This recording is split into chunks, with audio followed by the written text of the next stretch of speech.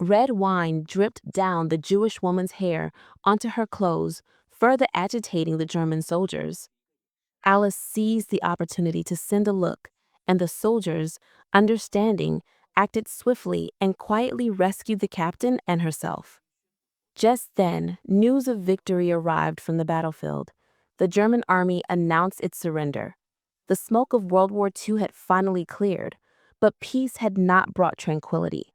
The women who had served in the German army were forced to take to the streets, holding humiliating signs. Their once proud golden hair was cut off one by one. The onlookers' curses cut into their hearts like knives.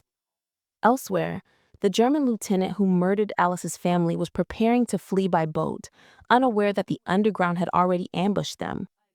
A few gunshots rang out, and the lieutenant collapsed in a pool of blood.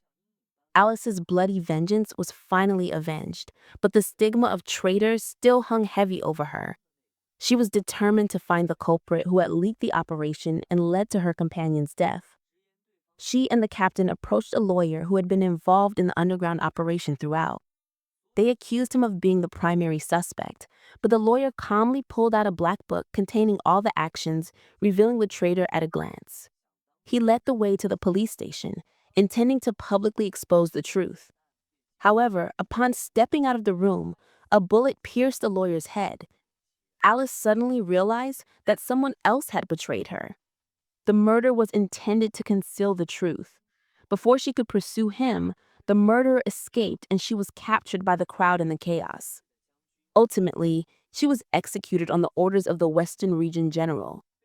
Alice was no exception. Mistakenly identified as a traitor, she was surrounded by Jews, sprayed with objects of misunderstanding, and subjected to relentless abuse. In a critical moment, an underground doctor rescued Alice and took her back to her residence. As the doctor displayed the seized property, Alice trembled and inquired about Wee's whereabouts, but the doctor dismissed the matter, saying he had long since been executed. Trembling with grief, Alice feigned a sedative and injected her. Dizzy, Alice saw the syringe contained insulin. She had never suffered from diabetes. The truth was revealed like thunder. While the doctor stood on the balcony, receiving the adoration of the crowd, Alice retrieved chocolate from her pocket to replenish her energy and narrowly escaped by leaping from the balcony. She found the captain of the underground organization by searching the surviving black book. The book clearly stated that the doctor had been captured by the Germans 3 months prior, tortured to the point of defection, and that she had leaked all the secrets of the operation.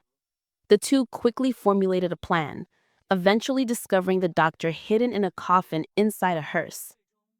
Seeing their whereabouts exposed, Alice frantically stuffed money out of the coffin, crying and begging for her life.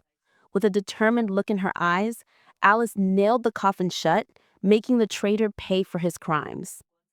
Years later, Alice returned to her hometown, surrounded by a gentle husband and lively children. Holding hands with her family, she strolled through the sunshine. Though the pain of the past hadn't completely dissipated, it had been gently smoothed by a happy life. The Black Book, a record of sin and justice, had long been treasured at the bottom of his suitcase, a testament to his unwavering commitment to his conscience and his pursuit of the truth during those dark years.